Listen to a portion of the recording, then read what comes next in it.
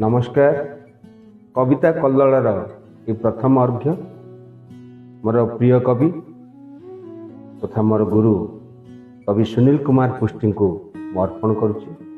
आसतु शुणा तांकर सबुठारु प्रिय कविता संकलन तनुलतार कवितार एक सुंदर कविता या सार को सब भल लगे।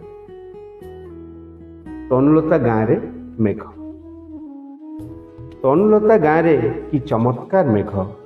तनुलता कहिथिला मेघ आसिले आसीब। धीर धीर पाइन गछर धाड़ी निस्तेज उआस अंधार निदुआ गाँर रास्ता व्यथा और विरहर नई पानी सुଅ।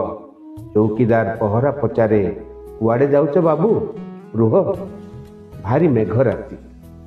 तनु घर माटी कांथ ओदापिंडा सते जेमिति मते ही अपेक्षा करिछि। गालरे हाथ दे तनु घुमेई पड़ी। अधा खला काठ झरका किरोसिन लंठन आलुओ घर सारा मुक नीरवता। बाहर किए डाके तनु बारीपट कबाट खोली दियो। तनु आसे बारीपट सारुबुदा डेंगा सजना गछर छाई छुई छुई। मेघ सबु आकाशर नईरे अदृश्य नाउरियार कात।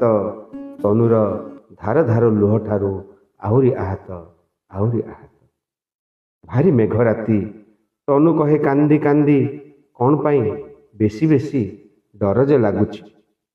प्रेम सबु मेघ परी भारी हल्का रोमरे रोमांच। आज मोर स्त्री पुओ संसार रे तनुलता मिछ। जिए जा चाहे जीवन रे पाए नाही ताहा।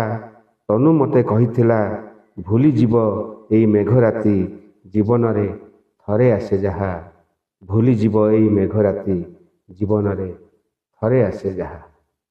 कविता कल्लर ए पर्याय आमर अनेक प्रिय कवि तथा रायगड़ा अंचल प्रथितदशा कवि माने तथा नुआ न जो माने कलम गारे कविता सृष्टि करछंती से मान को नहीं आगामी अध्याय उपस्थापन करा जिवो। नमस्कार।